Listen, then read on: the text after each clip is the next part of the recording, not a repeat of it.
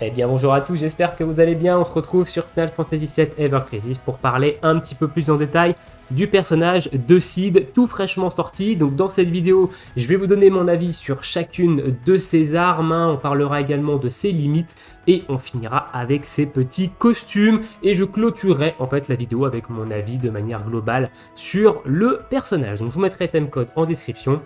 Écoutez, sur ce, on est parti.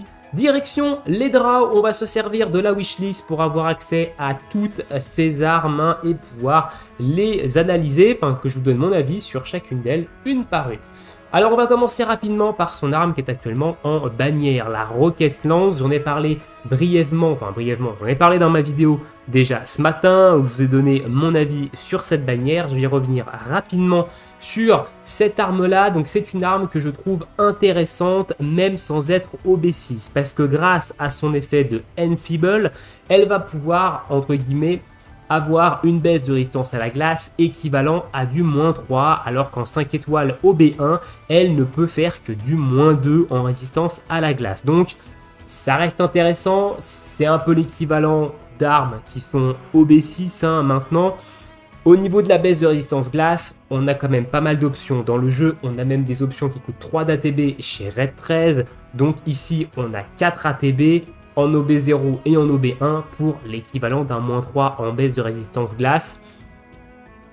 Comme j'ai dit, l'arme est intéressante sans être OB6. Là où elle va vraiment donner une plus-value dans une team glace, c'est évidemment à partir d'OB6, où là on a du Enfeeble, mais on a également un -3 de résistance glace direct couplé à l'Enfeeble, ça fait l'équivalent d'un -4. Et là on va commencer vraiment à avoir une plus-value en termes de dégâts et ça va être au-dessus de toutes les armes actuellement qu'on a en baisse de résistance glace. Au niveau de ses air habilités, on retrouve Attack All, Buff Debuff Extension, excellent combo de air habilité. C'est une arme qui peut très bien aller dans une team magique que dans une team physique, donc c'est quand même plutôt cool. Et au niveau des matérias, on a P-Attack et on a un petit boost ici sur le Sigil Croix qui peut servir également dans certains contenu. Donc voilà, l'arme est utilisable en OB0, OB1, c'est l'équivalent des armes OB6 qu'on a actuellement entre guillemets, mais vraiment la plus-value c'est à partir de OB6 pour cette arme-là. Au niveau de son kit d'armes, maintenant, wishlist, tickets qui lui ont été donnés. On va commencer avec la Flayer. Alors on va les prendre OB10. Alors pourquoi je les prends OB10 ? Parce que c'est des armes qui sont dans les tickets, c'est des armes qu'on peut mettre dans les wishlists, donc c'est des armes qu'on aura OB10 dans quelques temps, avec un petit peu de chance, donc autant les analyser à leur max potentiel. La Flayer, du coup, pour 3 d'ATB, on va casser le Sigil spécial. Donc ça déjà, je trouve que c'est un bon point. Elle va faire des dégâts physiques non élémentaires à hauteur de 420% au maximum, à OB10, et elle va poser stop la première fois qu'on l'utilise. J'ai un petit peu de mal avec cette condition de first use. Ici, on est certes sur une arme 3 d'ATB qui casse le Sigil spécial, donc vous allez l'utiliser exclusivement pendant une phase de Sigil spécial, et la première fois que vous allez l'utiliser, ça va mettre un stop. Stop, c'est quand même un statut element qui est assez fort, ça va complètement figer l'adversaire, ça va stopper le découlement du temps pendant les phases de Sigil, ça va stopper évidemment ses castes d'attaque. Donc faire ça d'entrée d'une phase de Sigil spécial, c'est quand même plutôt fort, ça va vous laisser quand même relativement du temps pour casser ce Sigil spécial, plus de temps que si vous n'aviez pas stop. S'il y a plusieurs phases de Sigil dans le même combat, malheureusement le stop vous ne pouvez en profiter qu'une seule fois. Donc heureusement que l'arme elle a le Sigil spé à côté à 3 d'ATB, parce que si elle n'avait pas ça, c'était une arme one-shot poubelle, ça veut dire qu'une fois que vous avez claqué le stop, derrière en fait elle ne sert plus à rien. Mais là on garde quand même le 3 d'ATB avec le Sigil spé, donc ça reste quand même plutôt ok. Sachant que le stop est normalement régi par le Buff Debuff Extension, et à chaque fois que vous allez mettre un stop sur la même cible, le temps du stop est diminué de 25% et le stop ne peut pas durer moins de 3 secondes. Voilà, donc là, vous pouvez quand même lui mettre un très gros stop si vous avez du Buff Debuff Extension à côté. Donc ça peut vraiment être cool sur un combat où il n'y a qu'une seule phase de Sigil spé, et notamment une grosse phase, pour vous permettre en fait de bien la faire. Au niveau des air habilités, HP, boost de potentiel physique, c'est une arme très bonne pour un DPS physique. du HP, du boost de puissance, des habilités physiques en sub, c'est ok. Au niveau des slots de Materia, rien de particulier, de la P attaque, de la M attaque. C'est un petit peu aux F-tiers. Donc voilà au niveau de ce Flayers. Au niveau de la deuxième, maintenant, le Scimitar. Hein, donc le Scimitar, pour 4 d'ATB, on va augmenter la P attaque de plus 2, la M attaque de plus 2 et les dégâts de glace de plus 2 sur un allié. Tout ça avec un max pot de plus 3. Donc si vous refaites le skill sur le même allié, vous montez la P attaque, la M attaque et les dégâts de glace à plus 3 direct. Et vous lui faites un petit heal équivalent à 13% du heal pot. C'est une arme vraiment très bonne en combo avec son arme bannière. Son arme bannière, rappelle, elle diminue la résistance à la glace. Et celle-ci, elle va vous permettre de booster en fait totalement les dégâts, que ce soit la P attaque, la M attaque et les dégâts de glace de votre DPS. Donc c'est un très très bon combo je trouve avec son arme bannière. Donc si jamais vous invoquez en fait sur la bannière de Seed, mettez cette arme je pense dans la wishlist. Le combo des deux, ça peut faire de Seed un excellent support en Team Glass. Donc buffer, débuffer, c'est quand même plutôt cool. Au niveau des R habilités, boost de heal et gros buff de, grosse R habilité de buff debuff extension. Donc c'est également une arme qui va être intéressante en tant qu'arme en sub pour des healers buffer débuffer par exemple. Ça peut être très cool sur un 13, sur un mat, sur une Iris également. C'est vraiment une arme qui peut être cool pour aller très rapidement chercher un niveau 7 de buff debuff extension. Franchement, cette arme-là, je pense que c'est l'une de ses meilleures de son kit, je trouve. Donc, elle est plutôt cool. Au niveau des slots de Materia, bon, il n'y a rien de fifou dingue, hein, pas de slot incroyable. C'est de l'attaque, du P-attaque, de la M-attaque. Mais je trouve le reste quand même plutôt intéressant au niveau de Seed. Au niveau de cette troisième arme maintenant, la Radiant Lance. Donc, la Radiant Lance, elle va faire des dégâts physiques non élémentaires à hauteur de 750% en mono-cible. Et elle va augmenter la jauge de commande de 20%. Alors, qu'est-ce que c'est que Link Press Command Jauge? C'est tout simplement la jauge de commande que vous avez sur la droite pendant le combat qui se remplit quand vous êtes en posture attaque et qui descend quand vous êtes en posture défensive. Cette attaque-là, quand vous allez la faire, vous allez gagner 20% instantanément en fait de la jauge. Ça peut être intéressant, notamment dans des combats où la jauge se remplit très lentement à cause d'un malus lors du combat. On peut penser au battle ranking, hein, où il y a parfois ces malus sur les différents combats, ou alors des combats où on nous met en fait quelque chose qui nous arrête complètement en fait le remplissage de la jauge de combat. Donc ça peut être quelque chose de cool. Maintenant, je pense que c'est assez situationnel. On a déjà des armes qui font ça, notamment l'arme de guilde de Lucia qui fait ça, et on s'en sert quasiment jamais. Enfin, du moins, moi, je m'en sers absolument jamais. Donc, je pense pas que ce soit vraiment une arme qui va changer quelque chose dans le gameplay et qui, de mon point de vue, est plutôt très situationnel. Hein. Au niveau de ses R habilités, attaque et grosse boost d'ability post, donc de puissance d'habilité, elle peut être intéressante en sub. Hein, ses R habilités sont plutôt cool, hein, donc ça, pourquoi pas. Et au niveau des slots, on a un petit sigil croix ici en slot 3 qui est intéressant sur des combats où vous avez du sigil croix, hein, évidemment, pour casser plus rapidement le sigil. Derrière, c'est attaque P-attaque. Bon, c'est assez anecdotique maintenant, ce genre de slot de matériel. Donc voilà pour le Radiant Lance. La suivante, c'est la Viper Halberd, du coup. Donc la Viper Halberd, elle va pour 4 d'ATB augmenter la défense physique et la défense magique, ainsi que faire un petit heal équivalent à 15% du healing pot de Seed sur lui-même. Donc c'est un double boost de défense sur lui-même, hein, range self, vous ne pouvez pas le mettre sur un autre personnage. Sur Seed, je trouve pas ça très intéressant, honnêtement, parce que il n'a pas de provocation particulière. Sur un Engil, c'est plutôt cool parce qu'il peut provoque, donc le fait d'avoir une double augmentation de def, c'est vraiment très intéressant, vu qu'on est sûr qu'il va prendre des coups. Sur Seed, c'est pas giga intéressant, surtout que dans la majorité des combats maintenant, on utilise des buffs de zone, hein, qui mettent plus 3 en défense physique, plus 3 en défense magique, etc. Donc, je trouve pas cette arme incroyable au niveau de sa C habilité. Au niveau R habilité, on a ici un double boost également de défense, donc PDF et MDF, plus de PDF que de MDF. À la limite, ça peut être cool à mettre comme arme sur peut-être un DPS ou un support pour venir relever en fait les deux défenses. Si jamais on a un combat qui tape sur les deux types d'attaques, pourquoi pas. mais globalement, je trouve pas ça incroyable. On va peut-être plutôt utiliser des MDef All, des PDF All peut-être maintenant, couplés à des matérias qui donnent cette stat-là, que ce genre d'arme-là.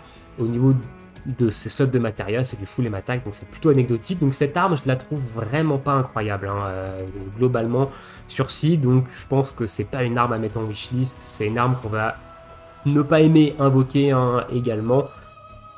Voilà. Au niveau de la suivante, le partisan. Donc le partisan, c'est une arme qui va faire des dégâts magiques devant en zone, hein, pour 4 d'ATB à hauteur de 120% de dégâts magiques. C'est des armes qu'on a classiques sur pas mal de personnages qui sont quasiment jamais utilisés de manière globale pour leur C-habilité. Donc, pour pas folichon.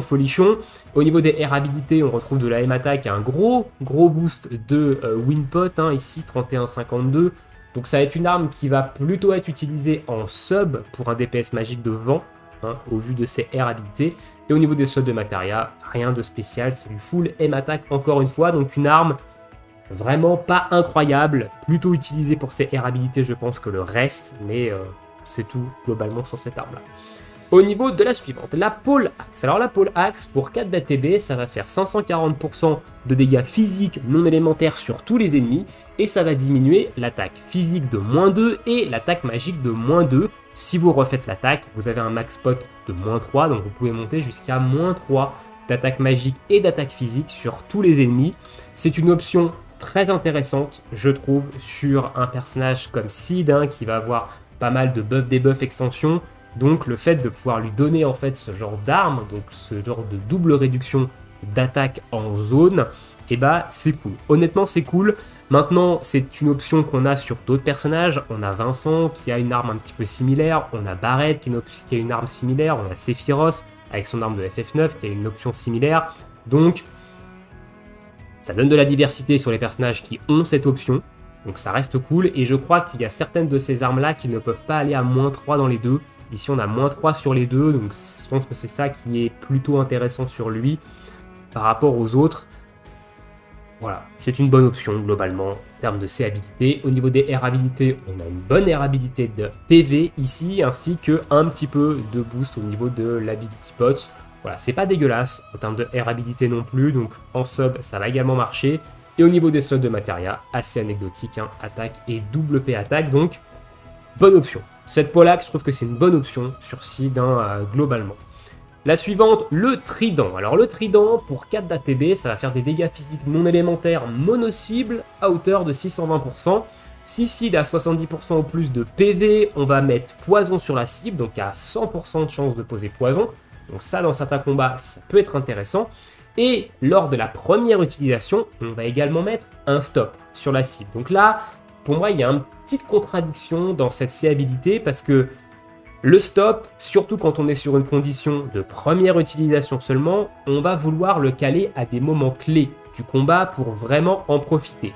Or, le poison, c'est quelque chose qu'on va vouloir refresh et qu'on va vouloir mettre d'entrée de fight.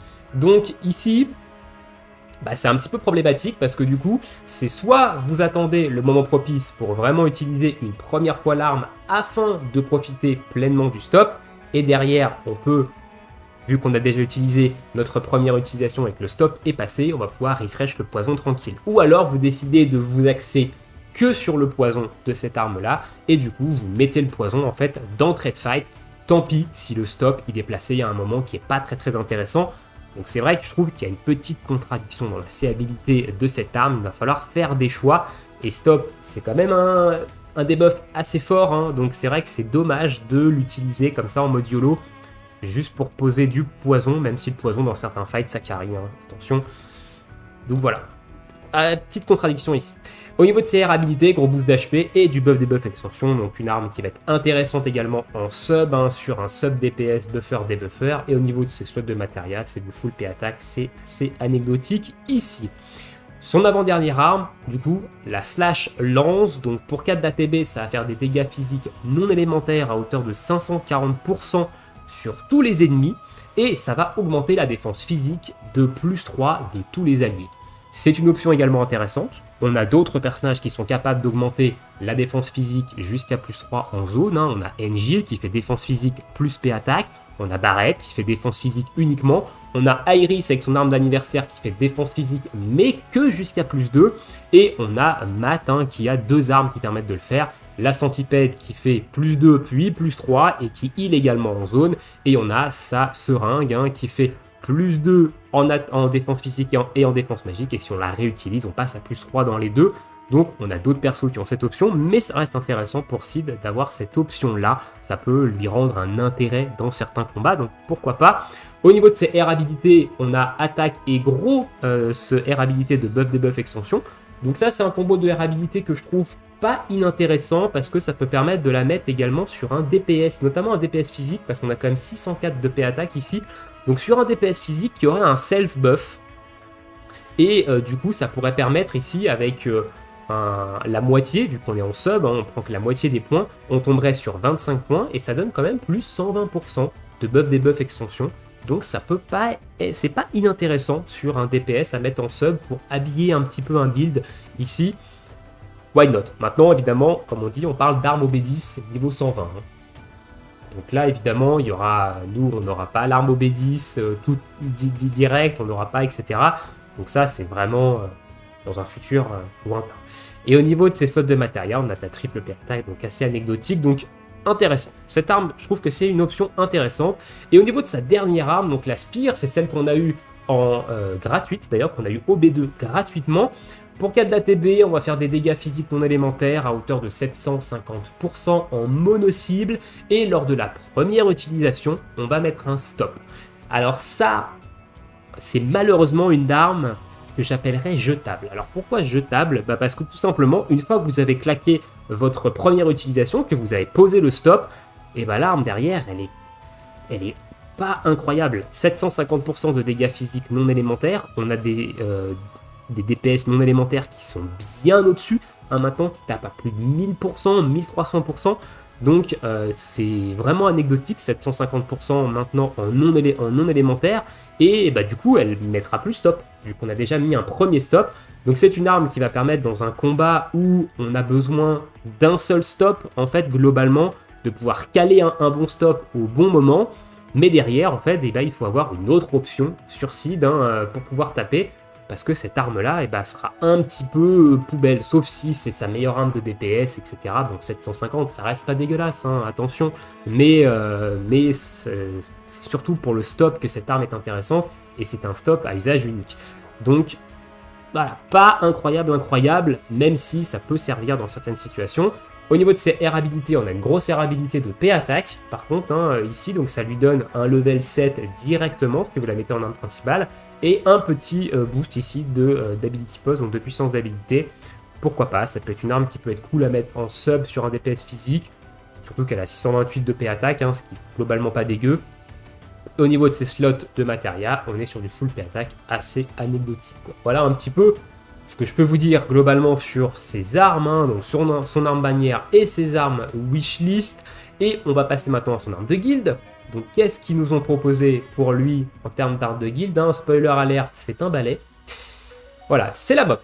Donc la mop de Sid, on va la prendre au B6, celle-ci, parce que les armes de guilde en général, on s'arrête au B6, au B7. Donc on va la prendre au B6. Mais quoique, bon, on va la prendre au B10, de toute façon, vu que c'est une arme de guilde, à terme, on l'aura très certainement au B10. Alors, Clinic Mob++, 4 d'ATB, 540% de dégâts physiques non élémentaires sur tous les ennemis. Et pour la première utilisation, ça cale un stop. Ici, on a un stop de zone, donc ça peut être très fort dans certains combats, mais à usage unique. Voilà, donc derrière, évidemment, on n'a que 540% de dégâts physiques non élémentaires sur tout le monde. Donc, arme à usage unique. Et derrière, pas non plus fifole. Au niveau de ses R habilités, on a du boost de résistance de terre et du boost de PDF All, donc une arme excellente pour Titan. Voilà, bon, on en a déjà deux, des comme ça, on a l'arme de Angel et l'arme de Barret, si je ne me trompe pas, qui font également Earth Resist et PDF All, donc vous devriez déjà avoir des options là-dedans, mais ça reste une bonne option pour Titan, ici, encore une fois. Et au niveau de ses slots de matériel, on a quand même un petit boost ici de Sigil Croix, donc pas non plus inintéressant. Donc une arme qu'on va utiliser pour ses R habilités, Il y a peut-être un combat avec de la multi-cible où ça pourra être utile, voilà, de mettre un bon stop à un moment donné. Peut-être qu'il y a un cast sur un cast en multi-cible, le fait de les stop, ça peut être cool. Donc assez situationnel, je pense. De mon côté, cette arme de guild, en dehors évidemment de ses air habilités qui, elles, vont servir dans beaucoup de combats. Et ensuite, on va finir avec son arme ultime. Et bien évidemment, ils ont rajouté une arme ultime dans le shop des médailles. Alors, médaille, Ultimate Médaille et l'arme de Seed, l'Ultimate Spear ici. Donc, ça a une seule charge, ça a 30 secondes du coup de charge, une seule utilisation. Ça va augmenter la limite gauche de 20% d'un allié. Ça va lui augmenter également sa P-Attack à +3 et ça va lui mettre un petit heal à hauteur de 5%. Pourquoi pas? C'est un petit boost, 30 secondes de P-Attack à +3 ainsi qu'un petit boost sur la limite. Why not? C'est pas dégueulasse, honnêtement, ça peut servir. Et au niveau de ses air habilités, on a buff debuff extension à 20 points, donc ça c'est très bon, ça donne quand même 80% direct, un level 3 directement, hein, donc très cool, ça permet d'arriver au niveau 7 assez vite et de pouvoir se concentrer sur d'autres stats. Et de la MDef, donc ça c'est très bon au niveau de ses air habilités, je trouve qu'il a de très bonnes air habilités, buff debuff extension, défensive avec de la MDef, donc ça c'est plutôt cool, donc une arme gratuite, ultime qui est ok. Évidemment, on verra son arme ultime bannière hein, qui sera sûrement meilleure, mais ça reste, je trouve, une bonne arme ultime de manière globale sur le personnage. Voilà au niveau de ses armes, ce que je peux vous en dire. On va passer maintenant à ses différentes limites qui sont sorties avec lui. Donc, il a 3 limites, ce personnage-là, Boost Jump, Dynamite et Hyper Jump. Au niveau de Boost Jump, c'est une limite qui va avoir 1800 de charge speed, qui va faire jusqu'à 3000% actuellement quand vous l'avez niveau 10 de dégâts physiques magiques non élémentaires en mono-cible. Et lorsque vous l'utilisez la première fois, vous allez caler un stop. Voilà, donc là, vous allez mettre un gros stop sur la limite. Alors, sur la limite, ça peut être intéressant parce que du coup, vous pouvez la déclencher un petit peu quand vous voulez aussi. Donc, ça permet en fait de rajouter un stop supplémentaire avec une arme qui a la même condition. Donc, vous avez le stop sur l'arme, vous avez le stop sur la limite. Voilà, ça vous fait 2 stops que vous pouvez caler un petit peu quand vous avez envie. Dans certains combats, ça peut être cool. Sa deuxième limite est Dynamite, 800 de charge speed. Ça va faire des dégâts physiques et magiques non élémentaires à tous les ennemis. Et ça va augmenter l'attaque physique et l'attaque magique de tous vos alliés de +2 pendant 10 secondes. Limite assez classique qu'on a chez d'autres personnages. Elle se charge assez vite, donc ça, c'est plutôt cool. Hein. Ça peut permettre de buffer assez régulièrement vos alliés. Donc ça reste quand même plutôt cool. Globalement, et sa dernière limite, Hyper Jump, elle va faire des dégâts physiques et magiques non élémentaires en mono-cible, et elle va poser stop, sans condition. Elle va poser stop à chaque fois que vous la faites pour 1800 de charge, donc c'est la différence avec le Boost Jump. Le Boost Jump va faire beaucoup plus de dégâts mono-cible, pour le même temps de charge, mais va avoir un stop à usage unique, et le Hyper Jump, pour le même temps de charge, va faire beaucoup moins de dégâts mono-cible, mais va avoir un stop que vous allez pouvoir mettre à chaque fois que vous balancez la limite. Donc ça peut être cool. Je pense que Hyper Jump, ça va être la limite qui va être le plus jouée sur Seed, hein, afin de vraiment avoir cette application de stop de manière ponctuelle et de manière entre guillemets illimitée, hein, évidemment, couplée à une arme qui peut-être peut avoir un usage unique pour toujours garder un petit peu une tentative au cas où vous n'avez pas la limite de charger. Je pense que Hyper Jump va être plus utilisé que Boost Jump, mais Boost Jump reste quand même plutôt ok, hein, parce que ça fait pas mal de dégâts, et vous avez quand même un stop, hein, même si c'est à usage unique, ça reste quand même une utilisation de stop. On va passer sur ses costumes maintenant, donc on va revenir sur la bannière, on va parler de son costume bannière qui est affreusement moche, voilà, mais ça c'est des goûts personnels, hein, j'en ai encore parlé ce matin, je trouve pas incroyable au niveau du skin évidemment. Et au niveau de ses air habilités, donc je reviens vite fait, il a le buff debuff extension Olali, c'est du 20%, je trouve ça quand même assez bas, j'aurais préféré au moins un petit 40%, ça aurait été plutôt cool, parce que les costumes qui ont du buff debuff extension sont à 60%, hein, quand c'est du mono, quand c'est que sur le personnage, là 20%, J'aurais préféré au moins un petit 40%, ça aurait été intéressant globalement, même si 20% on prend, mais c'est pas non plus incroyable 20%. Et la Cosmic Protection, c'est quelque chose qu'on a retrouvé chez d'autres personnages comme Barret avec son Electro Armor. C'est physique et magique défense plus 20% et physique et magique attaque plus 10%. Un costume qu'on peut utiliser dans beaucoup de situations, beaucoup de builds très génériques. Donc ça reste quand même plutôt cool de manière globale d'avoir ça. Et surtout, le buff debuff extension All, c'est décorrélé du buff debuff extension du personnage. Donc ça vous rajoute encore 20% sur Seed, évidemment, en buff debuff extension, en plus des 200% que vous offrirez un niveau 7 de buff debuff extension sur le perso. Donc ça reste quand même plutôt cool à ce niveau-là, ce costume. Au niveau des autres costumes, maintenant, donc D2O, donc son costume un petit peu de base, et son costume qu'on achète avec le ticket. Donc son costume ticket, c'est celui-ci. Je le trouve très beau. Il est simple, efficace. Moi, je le trouve incroyablement beau, celui-ci. J'aime beaucoup le style. Au niveau de ses air habilités, HP, MDef, pareil, classique, costume défensif. Ça va très bien avec Seed, qui n'est pas un DPS, qui est là pour buff debuff. Donc, moi, je trouve ça intéressant. HP, MDef, si vous avez un ticket, récupérez ce costume, c'est plutôt cool. Et au niveau de son autre costume, le costume de base 3 étoiles classique, éclaté. Voilà, c'est comme tous les costumes 3 étoiles, c'est des costumes qu'on n'utilisera sûrement jamais. Alors je pense que les gens mettront le skin peut-être, pour ceux qui aiment le skin de base du personnage, mais au niveau des air habilités, plus 4 en PDF, c'est même pas un niveau 1, enfin c'est même pas un niveau 2 ici plutôt, et boost de crit pot.